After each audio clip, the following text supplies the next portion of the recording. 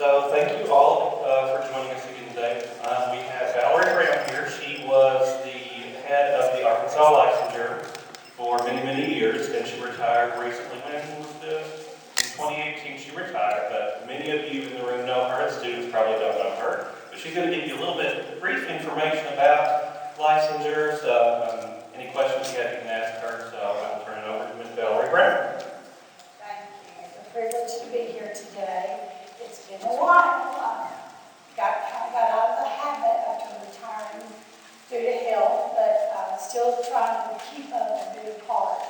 Miss all my buddies and friends, and I'm so glad to be here this week for a little while. But what we're going to talk about today is the Arkansas Department of Health Radiologic Technology Licensure Program. But my dad always told me never start a presentation without a few things. So I just thought these were kind of cute. Radiologic Technologists, I like that t-shirt. We can't fix stupid, but we can x-ray it. And then, of course, nothing for us for Tech Week. You know, when you're working and it's Tech Week, you expect something. So if you don't get it, you better be very afraid. And then, of course, I love this one. This x-ray won't hurt me too much.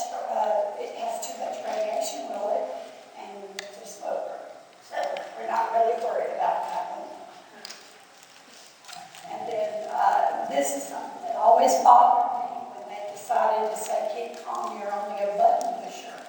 That's not what you are. You're a registered radiologic technologist, and you don't just push a button. And I don't like it when everyone says that, and never will appreciate it. But that's why I said it's not good. Now this is kind of like when I was in orthopedics. So is it broken? Oh, sorry, I'm not allowed to say. That's an obvious multiple fractures there and dislocations, and I wouldn't want to have that one. And then, of course, photobombing. Now that's good. And I love this one. You just called me a technician? No. I am a technologist. Always remember that. All right, the Consumer Patient Radiation Health and Safety Act began back in 1999, and it's Act 1071. I came to work with the Department of Health in the year 2000 and was an inspector for the X-ray section the first year, and then was asked to take over the RTO program, and I remained there 18 years. So it was my program for a long time, but there were a lot of changes. First of all, we had to have the Appropriation Act. That was the money to have the licensure program. Licensure is so very important. We're going to talk about that. Now, we had Act 1395 of 2003. It had some revisions. Those revisions included licensure of, at that time, new and emerging modalities like PET-CT and radiologist assistant. They were just coming around at that time. Pardon my voice. It defers the approval process for granting or denying applicants for the RTO licensure program. They used to have to go through the actual Board of Health to be okay every month. And they said, no, that can be okay through the Medical Ionizing Radiation Licensure Committee, which is the advisory board to the Board of Health for the RTO licensure program. It also allowed the MRLC to consider temporary license extensions in hardship cases, and when a particular modality requires more time to finish a curriculum. It clarifies that the advanced practice nurses may prescribe or order radiographs, but not perform them. Continued revisions for the examples, exempted bone densitometry operators from requirement of licensure. They were required at the beginning, and they decided to exempt them, and it added licensed optometrists to the list of licensed practitioners that are able to oversee. And then it required licensure of chiropractic assistants. That's a big, major, good change, because those folks are usually, not always, but usually just trained on the job and have to pass a limited scope of practice exam to be able to perform x-rays in a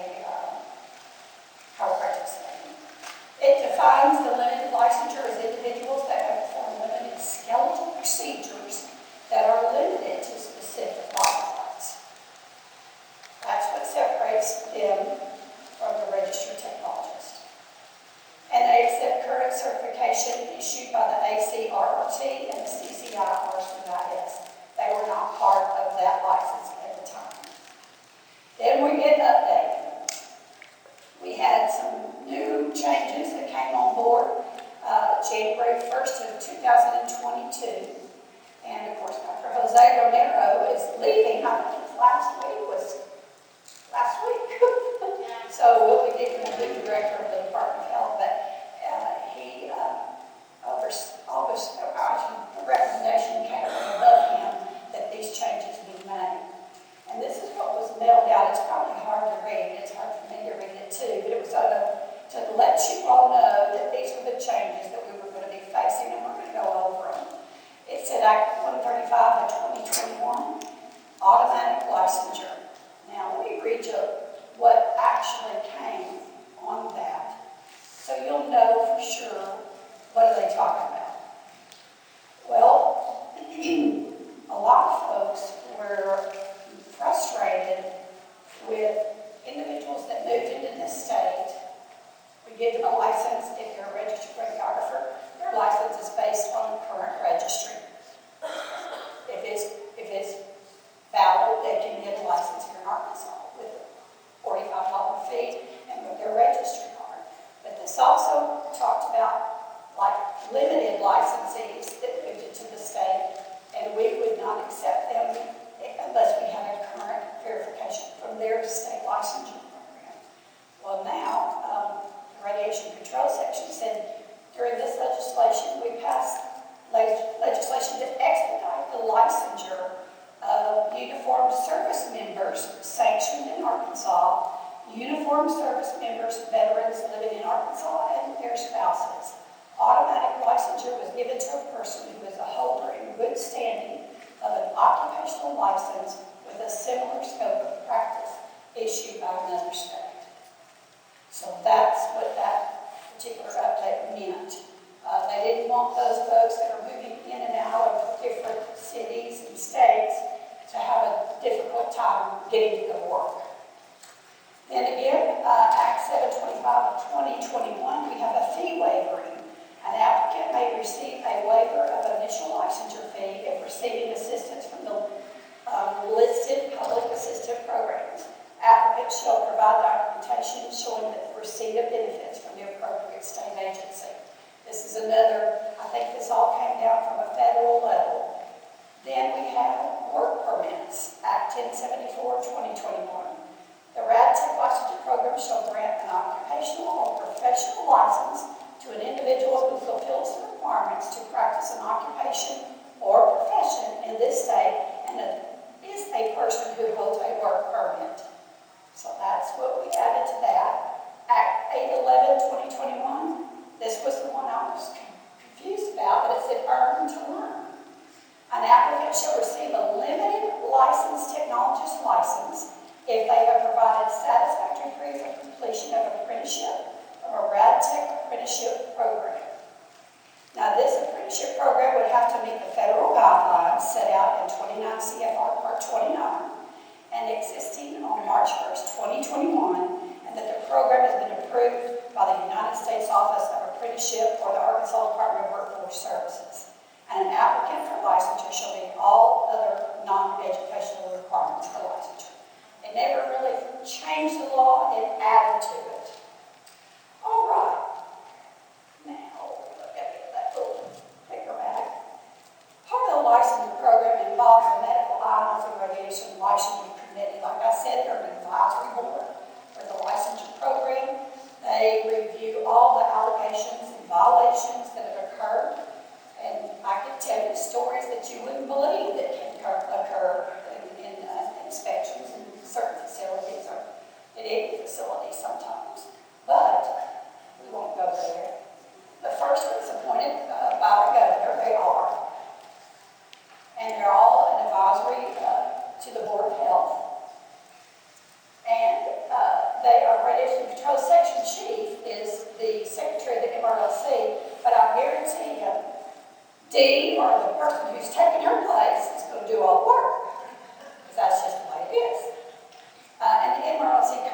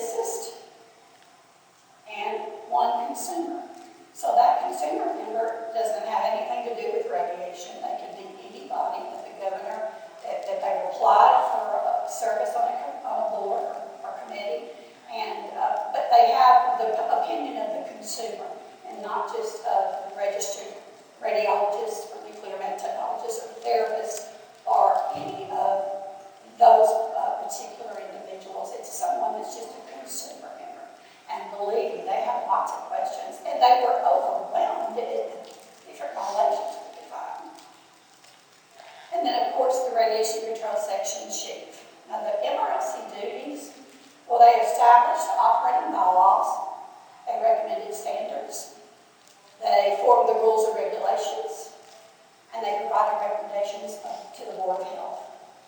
They performed program direction and oversight, and they conducted disciplinary proceedings. Believe it or not, there are some things that really have to come before that committee that could be gross negligence, that could be operating without a valid license after several attempts have been made to tell them to get it valid again. There's just lots of things we can find out there. Not that we want to find it, but someone has to police. The temporary limited scalable licensure is one of the things that became part of the law so that everyone that operated equipment that emitted or detected ionizing radiation would be required to be licensed. So with these temporary folks, they have to be 18 years of age at the time of application, and they have to have been awarded a high school diploma or GED or the equivalent and employed under the supervision of a licensed practitioner. Many of our private practices in the state of Arkansas do not utilize RAD techs. A lot of family practice folks utilize the limited license techs. So we said, all right, we're going to have these limited scalable regions. They can perform chest, extremity, small sinus, spine, and podiatry, excluding fluoroscopy and contrast studies. 6 months initial temporary limited license, and then you may renew the temporary for an additional 6. Then, of course, they must pass a very, very stringent limited scope examination that is put out by the ARRT, and they must pass it by a 6 scale score of 70% in core and in each of the selected scalable modules before temporary licensure expires, or cease performance of limited scalable procedures on expiration of their temporary limited scalable license. Fees are still $45 for one modality, more than one is $65. That's not very expensive. Our fees haven't gone up at all since initial licensure. Limited scope fees have gone up. For the limited scope candidates that are going through that process, it's $150 for their exam, and all fees are non-refundable. Now, the requirement for licensure, only a licensed practitioner, an RT therapy, new med, LT, which is a grandfather provision, or an LLT shall use ionizing radiation on humans. Use ionizing radiation by prescription only. We've gone into several facilities where they've got the CR out in the hallway and they're trying to shoot somebody's name because it hurts. You can't do that. You can't just say, I'm aching, let's do it. Of course, it's not as easy to do that now with digital radiography, but it used to happen, and it's only by prescription. Individuals using ionizing radiation must possess valid license or be a licensed practitioner, which the physician is exempted from that requirement. That's why we say if you step on the fluoro, then as long as that patient's not being panned by that limited license person, you can do it, but they cannot pan that patient into that fluoro because they're not a full licensed registered radiographer.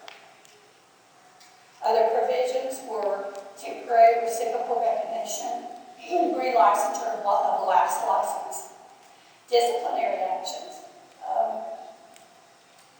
I actually remember going into a facility to do an inspection, and the chest tube was pointed in the right direction for doing standing PHS, and the collimator was open all the way. And that means those particular patients, they said they never touched it. It stayed that way for every exposure.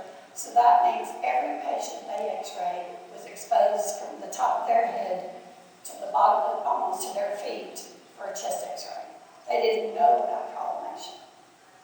Those kind of things are scary. And so that's why we have licensure.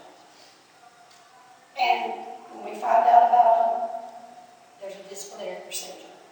Exemptions, and then these are good implementation dates. We won't go over those again. But grandfather licensing did have to happen when we passed the law. And it was only